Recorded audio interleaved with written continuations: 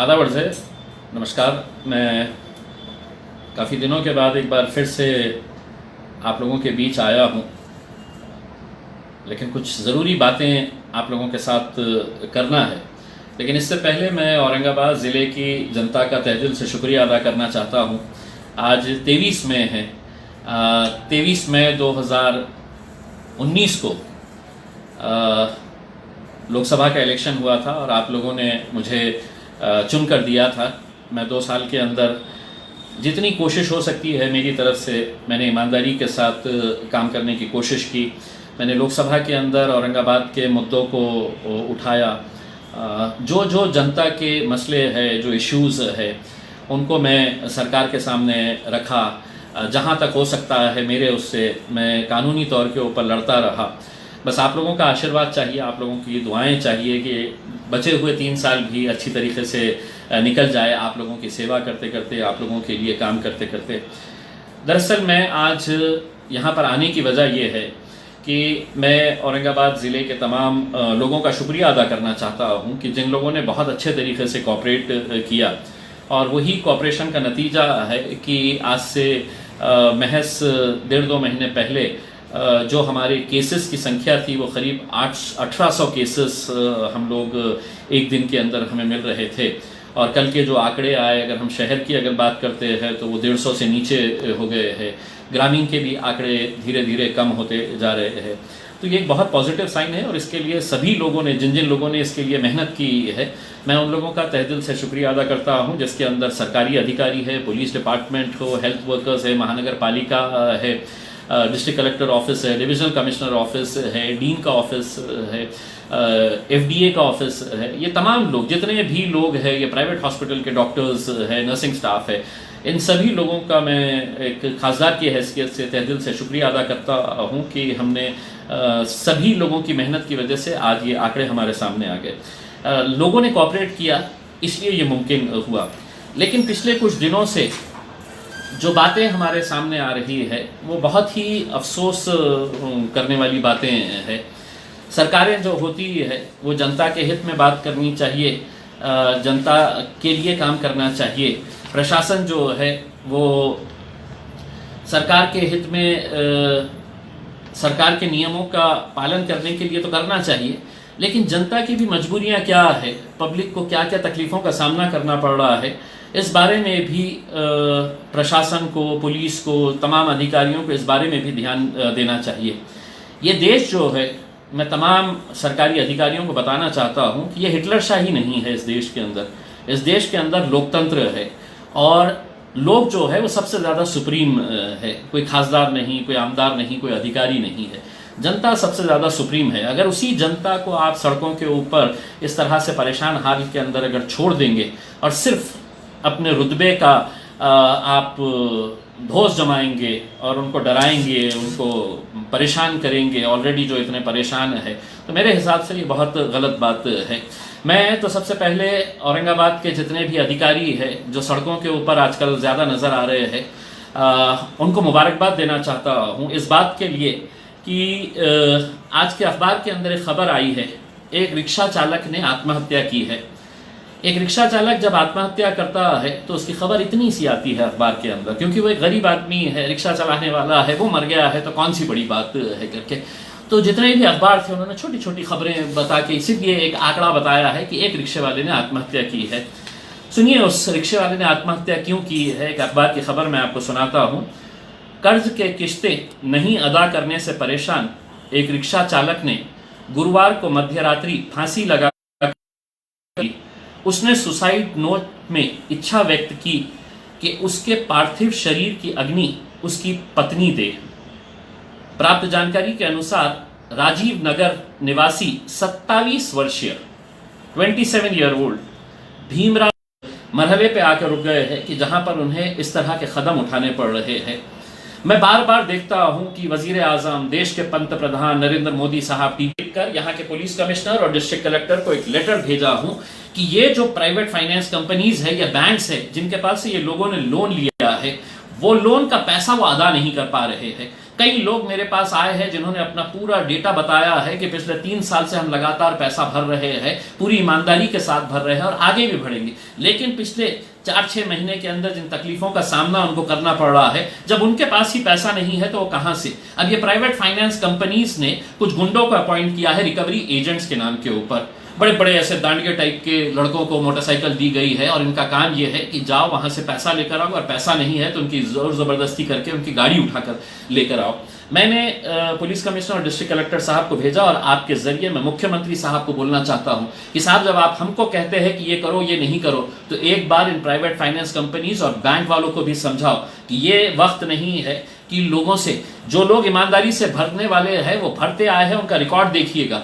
लेकिन अगर आप ये कहेंगे कि हमने तो रिक्शों को बंद कहां किए हैं, जी हां, रिक्शे आपको सड़क के ऊपर नजर आ रहे हैं, लेकिन थोड़ा दिमाग का इस्तेमाल करिए। जब जनता ही नहीं है सड़क के ऊपर तो रिक्शे वाले हैं तो सिर्फ स्टैंड के ऊपर आकर बैठते हैं, तो दिन दिन भर में उन्हें 2 गिराक मिलते हैं, 3 गिराक मिलते हैं, उससे अपना घर चलाएंगे या बैंक का या प्राइवेट फाइनेंस कंपनीज का EMI देंगे। इसके बारे में कभी आपने दिया है मुख्यमंत्री साहब, या आपके किसी नेता ने, जो बहुत बड़ी बड़ी बातें करते हैं यहाँ पर, जो हमारा विरोध करते हैं हर बात के ऊपर, किसी ने खड़े रहा इनके लिए कि किसी ने जाकर कहे करके। अब हम स्पष्ट तरीके से कहना चाहते हैं कि अगर दोबारा अगर किसी प्राइवेट फाइनेंस कंपनी ने या किसी बैंक ने अगर किसी रिक्शे वाले या किसी गाड़ी वाले की अगर गाड़ी जब्त करने की कोशिश की, उसने सीधा हमारे दफ्तर के ऊपर आना, जो कुछ भी होगा उसकी पूरी जिम्मेदारी सरकार की रहेगी। हम इसी तरह से अपने नौजवान लड़कों को है तो हम मरता हुआ नहीं छोड़ सकते हैं, आप छोड़ सकते हैं। 27 साल का लड़का एक झोपड़पट्टी में रहने वाला, वो मर जाता है और उसकी खबरें इतनी इतनी आती है, आपके ऊपर कुछ नहीं होने वाला है। आप तो क्या है, अपनी फौज लेकर है तो बस्तियों के अंदर जाओ पूरे मीडिया वालों को लेकर कि देखो मैं कैसे दुकानें बंद करवा रहा हूं करके। कभी सोचे है कलेक्टर साहब कि ये दुकानें जब बंद होती है तो उसके पीछे कितना नुकसान उन दुकान वालों को सहना पड़ता है? क्या सरकार की तरफ से क्या कभी कुछ बताया गया है कि हम आपका लाइट बिल माफ करने वाले हैं, जितने पीरियड के अंदर ये दुकानें बंद थी तो हम आपका लाइट बिल माफ करेंगे? आपका बैंक का EMI जो है वो सरकार कहेगी कि नहीं, इतने पीरियड का EMI हम नहीं लेंगे, बैंक का इंस्टॉलमेंट इतने पीरियड के लिए हम रियायत देते हैं। क्या महानगर पालिका ये कहेंगी कि हम टैक्स आपका माफ करेंगे इतने पीरियड का? क्या जो कर्मचारी उनके पास काम कर रहे हैं उनकी पगार कौन सा मुख्यमंत्री, कौन सा प्रधानमंत्री या कौन सा जिलाधिकारी या ऑफिसर्स देने वाले हैं? लेकिन हाँ, आपको तो अपनी ये दिखाना है कि नहीं मैं तो बड़ा अधिकारी हूं, देखो मैं तो सड़क के ऊपर उतर के मैं कैसा बंद करवाता हूं करके, और आप बंद करवा रहे हैं। बहुत बहुत मुबारक आपको। लेकिन हाँ, एक बात सुनिए साहब, आप ये जो काम कर रहे हैं, अगर कानून सबके लिए बराबर है तो कानून सबके लिए बराबर होना चाहिए। अगर धन्ना सेठों के लिए, अमीरों के लिए अगर अलग कानून रहेगा और गरीबों के लिए अलग कानून रहेगा तो साहब मजबूरन इन गरीबों को सड़क के ऊपर हम उतारेंगे, और जब गरीब सड़क के ऊपर उतरेगा तो क्या हाल होगा ये आप भी अच्छी तरह से जानते हैं। मैं आपको डरा नहीं रहा हूं, मैं आपको धमका नहीं रहा हूं, मैं आपको साफ तरीके से इशारा दे रहा हूं। अगर आपकी ज्यादतियां बढ़ेगी तो मजबूरन हमको सड़क के ऊपर उतरना पड़ेगा। मुझे बताइए, औरंगाबाद के म्युनिसिपल कमिश्नर साहब अस्तिक कुमार पांडे साहब, आपकी एक फौज आपने तैयार किए है। यहाँ पे तो औरंगाबाद में ऐसा है कि 3-3 पुलिस कमिश्नर्स घूमते हैं। एक पुलिस कमिश्नर खुद जो पुलिस कमिश्नर है, दूसरे डिस्ट्रिक्ट कलेक्टर जो पुलिस कमिश्नर बन के घूमते हैं, तीसरे महानगर पालिका के आयुक्त जो भी म्युनिसिपल पुलिस कमिश्नर बन के घूमते हैं। अपनी फौज तैयार कर लिए है, कभी पुलिस वालों का चालान लेना पड़ता है तो कभी ये महानगर पालिका के जो वर्दी के अंदर घूम रहे हैं। और किसने बताया है ये? क्या ये चीज किसी को पता नहीं है कि महानगर पालिका की बुकलेट होती है, कि रिकवरी महानगर पालिका के बुक के अंदर होती है, लेकिन ये पुलिस स्टेशन को दी गई है। पुलिस स्टेशन का ऑफिसर है तो उसके ऊपर पैसे वसूल करता है। ये कहां का कानून है ये? मैंने जब अधिकारियों से पूछा तो मुझे कहा गया नहीं, पैंडेमिक के अंदर हम ये कर सकते हैं करके। क्यों कर सकते हैं आप? पुलिस कमिश्नर अपने फाइन्स कलेक्ट करिएगा, आप महानगर पालिका के लिए पैसा क्यों जमा कर रहे हैं? और महानगर पालिका के अधिकारियों को ये किसने राइट दिया है कि वो अपने बुकलेट छापकर पुलिस स्टेशन को दे, और पुलिस स्टेशन महानगर पालिका के बुकलेट के ऊपर लोगों को है तो फाइन कर रहे हैं, चालान कर रहे हैं। और कितना चालान? बड़े गर्व के साथ आप लोग आंकड़े देते हैं, एक एक दिन के अंदर कितना पैसा जमा हुआ है। 20 तारीख के दिन 16 दुकानों को सीधा गया है, 1,25,000 रुपये। 22 तारीख के दिन 100 दुकानों को सील किया गया है, कितना पैसा? 2,17,000 रुपये। ये कौन लोग हैं? ये कोई चरस गांजा बेच रहे हैं? और हाँ, आप लोगों को मैं अधिकारियों को ये बताना चाहता हूं, ये छोटे छोटे दुकानदार आपको बड़े आसानी से नजर आ जाते हैं। शराब बेचने वालों के ऊपर कभी आपकी नजर नहीं गई है? और अगर नहीं गई है तो आप पेज के ऊपर जाइए, मैंने आपको एक एक दुकान के वीडियोस डाला हूं कि कैसी शराब बेची जा रही थी। क्यों? उनकी तरफ नजरअंदाज कर दी गई है सब बातें, उनको सब इजाजत है। ऑनलाइन बेचने वालों को कोई गुनाह नहीं है। ऑनलाइन जूते भी बेच रहा, चप्पल भी बेच रहा है, बाकी हर चीज वो बेच रहा है। लेकिन छोटा कारोबारी जो अपना घर चलाने के लिए बाहर निकल रहा है, तो आपकी पूरी दादागिरी वहीं पर दिख रही है। ये कहां का इंसाफ है? म्युनिसिपल कमिश्नर साहब एक जवाब दीजिए। कल दोपहर में 2 बजे आपका जो दस्ता था, उस दस्ते ने दोपहर में 2 बजे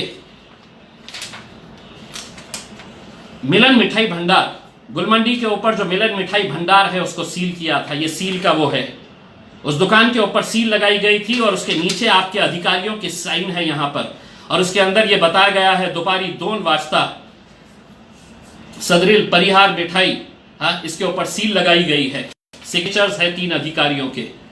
2 घंटे के बाद ये कैसी खोली गई है? किसके बोलने के ऊपर खोला गया है ये? अब अगर 2 बजे अगर ये दुकान को सील किया गया था, यानी कि इसका मतलब ये है कि मिलन मिठाई भंडार जो एक बहुत बड़े धन्ना सेठ चलाते हैं और जिनके पास से बहुत सारे लोगों के घरों में मिठाइयाँ जाती है, तो उनकी दुकान 2 बजे सील होती है और 4 बजे खुल जाती है। मैं म्युनिसिपल कमिश्नर साहब आपसे साफ शब्दों में घुमा फिरा कर नहीं, और कलेक्टर साहब आपसे भी, क्योंकि आप भी पैंडेमिक के जिम्मेदार है, पुलिस कमिश्नर साहब आपसे भी पूछना चाहता हूं, 2 बजे अगर ये दुकान सील होती है तो 4 बजे ये दुकान खुलती कैसा है? किसके दबाव के ऊपर आकर ये दुकान खोली गई है? इसका जवाब आपको देना पड़ेगा, आपको देना पड़ेगा ये जवाब। क्योंकि अगर हमको ये पता चलना चाहिए कि मिलन मिठाई भंडार के पास से किस किस के पास मिठाई गई है, जिसकी वजह से 2 घंटे के अंदर ये धन्ना सेठ अपनी दुकान खोल देता है, लेकिन वो छोटा आदमी जो रंगरेज गली के अंदर वेंकटेश, एक अन्ना जो महज 100, 200, 300 रुपये कमाता है रोज का, रंगार गली के अंदर एक लेस की दुकान चलाता है, या ओढ़नी की एक दुकान चलाने वाला जो रोज का अपने कर्मचारियों को पूरी पगार देने के बाद 200-300 रुपये कमाता है, वो शाकिर अली, या हरचरण सिंह जिसके कपड़ों की एक छोटी सी दुकान है। 8 तारीख से, 8 मई से इनकी दुकानें बंद कर दी गई है। क्यों? क्योंकि ये दुकान चला रहे थे, छुप छुप के, डर डर के दुकान चला रहे थे, तो जितने भी बड़े अधिकारी हैं ये गए वहां पर और जाकर बंद कर दिए हैं। मैं पुलिस कमिश्नर साहब आपको बताना चाहता हूं, आपके पुलिस डिपार्टमेंट के अंदर के कितने पुलिस वालों ने कौन कौन सी दुकान वालों से कितने पैसे लिए हैं किस पुलिस स्टेशन के अंदर, अगर मैं सामने लाकर अगर खड़े करा तो शायद आप लोग हैं तो इसको फेस नहीं कर पाएंगे। लेकिन आपके बारे में कोई बोलेगा नहीं, क्योंकि अधिकारियों से सब डरते हैं। मुझे एक अधिकारी ने कहा, एक बड़े अधिकारी ने जिला के कहा कि नहीं, हमको मुख्यमंत्री का आदेश है, मुख्यमंत्री से आप डरिए, आप नौकर हैं उनके, लेकिन मैं जनता का सेवक हूं, मुझे आप किसी से डराइए मत, मुझे ना प्रधानमंत्री से डराइए ना मुख्यमंत्री से डराइए। और ये मत समझिएगा कि दूसरे लोक नेताओं की तरह, दूसरे लोक प्रतिनिधियों की तरह मैं आपकी चापलूसी करने वाला हूं या आपके तलवे चाटने के लिए हम चुनकर नहीं आए हैं। जो गलत है तो उसको गलत बोलने की हिम्मत रखते हैं। आप बताइए हमें, मिलन मिठाई भंडार को किसने खोला था और ये छोटे छोटे दुकानदारों को क्यों बंद करके रखा हुआ है? हमने आपसे आए थे, मैंने खुद आया था, मैं माननीय शिवसेना के आमदार प्रदीप जायसवाल साहब को लेकर गया, हमने विनती की कि साहब 15 दिन हो गए हैं, इन लोगों की दुकानें खोलिए, ये दुकानों के अंदर पानी अगर घुस जाएगा, कई दुकानदारों ने कहा कि हमसे हमारी दुकान के अंदर अगर पानी घुस गया तो हमारा माल पूरा खराब हो जाएगा। लेकिन नहीं, आपकी अधिकारी जो है, आपको अपने अधिकारी दिखाना है। और जब आपने हमको ये कहा, वादा किया कि हम खोलेंगे करके, तो मैं उन दुकानदारों से कहना चाहता हूं, पूछिए उन राजनीतिक पार्टियों के नेताओं से जिन्होंने मुख्यमंत्री को ये कहा कि नहीं, ये खासदार ने जाकर है तो खुलवाने की कोशिश की है, इसको बंद रहने दो वरना खासदार को क्रेडिट जाएगा। इम्तियाज जलील इतना गया गुजरा नहीं है तुम्हारे जैसी घटिया राजनीति करने वाला। अगर तुमको इतनी ये है, यही दुकानदारों के पास जाकर चुनाव के वक्त में झोली फहराते हो पैसा मांगने के लिए, आज उनके ऊपर आफत आई तो उनकी दुकानें बंद करवाने के लिए प्रेशर डाला जा रहा है। क्यों? क्योंकि इम्तियाज जलील गया था करके। अरे तुम जाओ, मैं तुम्हारे पीछे आता हूं, तुम नेतृत्व करो। लेकिन नहीं, हमको ये बताया जा रहा है कि नहीं साहब, मुख्यमंत्री ने कहा है कि नहीं 30 तारीख तक नहीं खुलेगी करके। अगर 30 तारीख तक अगर नहीं खुलना था तो मिलन मिठाई भंडार परिहार सेठ को किसने खोलने की इजाजत दी थी? म्युनिसिपल कमिश्नर साहब आप ये बोलिए, कलेक्टर साहब आपको ये बताना पड़ेगा। ये रसीद है हमारे पास, ये जो आपने उसके दरवाजे के ऊपर लगाए थे उसकी तस्वीरें हैं हमारे पास। या आपने सील लगाए थे और वो सील आज खुली कैसा है, कल कैसा खुल गई है 2 घंटे 3 घंटे के अंदर? किसने प्रेशर डाला था? क्या मिलन मिठाई भंडार की तरफ से मिठाई बांटी गई थी आप लोगों के पास जो आपने ये खोल दिया इसे? वो छोटे छोटे दुकानदारों को क्यों नहीं?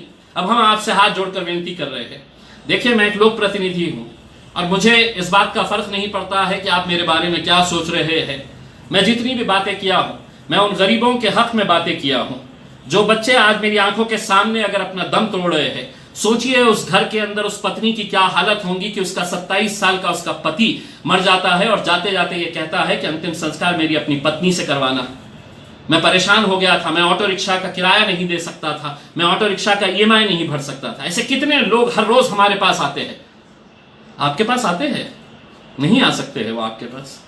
कलेक्टर साहब आपके पास नहीं पहुंच सकते हैं। म्युनिसिपल कमिश्नर साहब आपके पास नहीं पहुंच सकते हैं। पुलिस कमिश्नर साहब आपके पास नहीं पहुंच सकते हैं। वो हमारे दरवाजे इन लोगों के लिए खुले रहते हैं। और अगर आप ये समझेंगे कि नहीं हम तो शहर के अंदर जाएंगे और पूरी दुकानें बंद करवाएंगे, छोटी छोटी दुकानें, चेलीपुरे के अंदर छोटी सी किराने की दुकान बंद कर दी गई। वो कल 3 लोग मेरे पास आके उसमें से एक रो रहा था कि साहब मेरा माल पूरा खराब हो जाएगा, कब खुलेगा ये पता नहीं है करके। इनके साथ इस तरह की ये आप लोगों कब तक करने वाले हैं? अब आप सुनिए, आप हर सोमवार के दिन एक मीटिंग लेते हैं कलेक्टर साहब के दफ्तर के अंदर जहाँ पे पूरे अधिकारी आते हैं। उस लास्ट मीटिंग के अंदर जहाँ पे औरंगाबाद के हमारे पालक मंत्री सुभाष देसाई साहब आए थे, मैंने खुद ने इन सब अधिकारियों की प्रशंसा की थी कि आप लोगों ने अच्छा काम किए है करके, और अभी तक लोगों ने सहयोग किया है। अब महज कुछ दिन बचे हुए हैं। मैं लोगों से अपील करूंगा कि ये लॉकडाउन एक ना एक दिन तो खत्म होगा। हम कोशिश करेंगे कि 30 तारीख के दिन ये लॉकडाउन पूरी तरह से खत्म हो जाए, लेकिन 30 तारीख तक आप नियमों का पालन करें। जो भी आपको बताया जा रहा है, 11 बजे तक अगर दुकानें खुली रहनी है तो 11 बजे तक खुली रखिएगा। उसके बाद तो हमको आज़ादी का यही होना है। लेकिन कल की 11 बजे की मीटिंग मैं एक निषेध के तौर के ऊपर, ये एक ऑटो रिक्शा वाले की जो मौत हुई है, जिसने आत्महत्या की है, उसका निषेध जताने के लिए, जिन रिक्शे वालों से, जिन गाड़ियों वालों से, जिन दुकानदारों को परेशान किया जा रहा है, उनको समर्थन देने के लिए मैं ये मीटिंग नहीं करूंगा कल 11 बजे, बल्कि 11 बजे उस रिक्शे वाले के घर पर जाऊंगा और उसकी पत्नी से मिलूंगा, उसके परिवार वालों से मिलूंगा और उसके साथ, क्योंकि मुझे उस ऑफिस के अंदर आकर महज अपनी पीठ थपथपाने वाले अधिकारियों का कि हमने कितना अच्छा काम किया है, आपने बहुत अच्छा काम किया है, हमने भी ये कहा है। लेकिन अगर आप बहुत ज़्यादती अगर कर रहे हैं तो एक बात समझ लीजिएगा, अगर मिलन मिठाई भंडार आप खोल सकते हैं तो बाकी दुकानें खोलने की भी हिम्मत और ताकत हम में है। वो सिचुएशन आप नहीं लेकर आए तो ज़्यादा बेहतर रहेगा। ये जनता के हित में बात कर रहे हैं। और अगर आपको देखना है कि हम कितने बलबूते के साथ आप जा सकते हैं, एक साहब ने मुझे कहा कि आपको मालूम है कि मैं कितना बड़ा अधिकारी हूं करके, तो आप अपनी अधिकारी झाड़िएगा। आप देखिएगा कि जनता सड़कों के ऊपर अगर निकल आती है, जनता की ताकत ज्यादा होती है या आपकी फौज जो आप लेकर निकल रहे हैं, जिनके हाथ में ये पावतियां है, वो पावतियां अगर दोबारा से मिलन मिठाई भंडार के ऊपर सील नहीं लगाई गई तो आप ये समझ लीजिएगा बाकी दुकानों को मैं पर्सनली जाकर खोलूंगा। और ये म्युनिसिपल कमिश्नर साहब, अगर आपके लोग अगर किसी के दबाव में आकर दुकानें बंद करना और खोलने का अगर ये कार्यक्रम कर रहे हैं तो पुलिस कमिश्नर साहब एक बात सुनिएगा, आप भी सड़क के ऊपर जा रहे हैं, कल रात के बड़े बड़े होटल्स के सीसीटीवी फुटेजेस निकालिएगा। एक उदाहरण के तौर के ऊपर आपको देता हूँ, निराला बाजार के ऊपर अभी आपके किसी ऑफिसर को भेजाइएगा, रात में 11:30 बजे कौन कौन अधिकारी, कौन कौन महानगर पालिका का दस्ता वहाँ पर रात में 11:30 बजे शराब पी रहा था। ये जाकर अगर आपको सीसीटीवी फुटेज के अंदर मिलता है तो आप देखिए, सिर्फ गरीबों को परेशान करना इसका मकसद नहीं होना चाहिए। जनता ने साथ दिया है बोल के आज हमने इतनी बड़ी बीमारी को आज हमने ख़त्म कर पाने में हमने कामयाबी हासिल की है। ठीक है, आपका हम आदर करते हैं, आपका सम्मान करते हैं, आप बड़े अधिकारी हैं, आपके फैसलों के हम आज तक पूरी तरह से हम तामीर करते हुए आए हैं। लेकिन अगर आप कुछ लोगों के लिए अलग कानून और कुछ लोगों के लिए अलग कानून करेंगे तो कहीं ना कहीं किसी न किसी को आवाज़ उठानी पड़ेगी। वेंटिलेटर जब ख़राब आते हैं तो मुझ पर इल्ज़ाम लगाया जाता है कि नहीं मैं राजनीति कर रहा हूं करके। भारतीय जनता पार्टी के उस खासदार को मैं बताना चाहता हूं कि शायद अगर तुम्हारे किसी रिश्ते के अंदर कोई घाटी अस्पताल के अंदर अगर एडमिट होता और उससे अगर वो वेंटिलेटर लगाया जाता तो तुम्हें एहसास होता कि ख़राब वेंटिलेटर की कीमत कैसी होती है करके। उसमें राजनीति अपनी जगह के ऊपर है साहब। आप चुनाव के वक्त में आइए, लड़िएगा, कोई हारेगा कोई जीतेगा, लेकिन ऐसे वक्त के अंदर इस तरह की घटिया राजनीति करना, अगर ख़राब है तो ख़राब है बोलने की हिम्मत रखना पड़ता है। जो हिम्मत मैंने रखा था कि 150 वेंटिलेटर्स औरंगाबाद के अंदर जो आए हैं वो घटिया क्वालिटी के थे, किसी भी पेशेंट के ऊपर वो इस्तेमाल नहीं किए जा रहे। अब आप उसका ऑडिट करवा लीजिए, इंक्वायरी कर लीजिएगा, उससे क्या नतीजा निकलने वाला है? जो मरने वाला है तो वो मरकर चले जा रहा है, और जो जिंदा है वो जिंदा लोग आत्महत्या करने के ऊपर आप मजबूर कर दे रहे हैं, क्योंकि आप उनके बारे में सिर्फ है तो तानाशाही कर रहे हैं। उनको अच्छे तरीके से बताइए, समझाइए। मुख्यमंत्री साहब अगले बार जब टीवी के ऊपर आए तो ज़रूर बताइएगा कि ये कोरोना लॉकडाउन के पीरियड के अंदर जितने भी लोगों की दुकानें बंद थी, जो कारोबार नहीं कर पा रहे थे, उनके लाइट का बिल हम माफ़ करेंगे, टैक्सेस हम माफ़ करेंगे, उनका बैंक का इंस्टॉलमेंट जो भी रहेगा उसका इंटरेस्ट हम माफ़ करेंगे। लोग ईमानदारी से भरने वाले लोग रहते हैं। मैंने खुद ने देखा है कि लोग बड़ी ईमानदारी के साथ ये पैसा देते हैं, इंस्टॉलमेंट्स भरते हैं, लेकिन अब उनकी भी मजबूरी है, उनकी मजबूरी को समझिए। और अगर ये मजबूरी को हम नहीं समझेंगे तो मेरे हिसाब से ये बहुत ही गलत बात होगी। मैं आप लोगों को ये आश्वासन दिलाना चाहता हूँ कि औरंगाबाद की जनता अगले कुछ दिनों तक, 30 तारीख तक जब तक लॉकडाउन है, हम पूरी तरह से आपका सहयोग देंगे, पूरी तरह से सहयोग करते रहेंगे। और मैं लोगों से भी अपील करूंगा कि ठीक है, हम आपके खिलाफ जो नाइंसाफ़ी हो रही है उसके खिलाफ आवाज़ उठाएंगे, लेकिन इसका मतलब ये नहीं है कि आप लोगों ने नियमों का पालन ना करें। आप लोग घर से बाहर निकलते वक्त ये ख्याल रखें कि आप मास्क पहने, सोशल डिस्टेंसिंग बनाए रखें, और जितनी एहतियात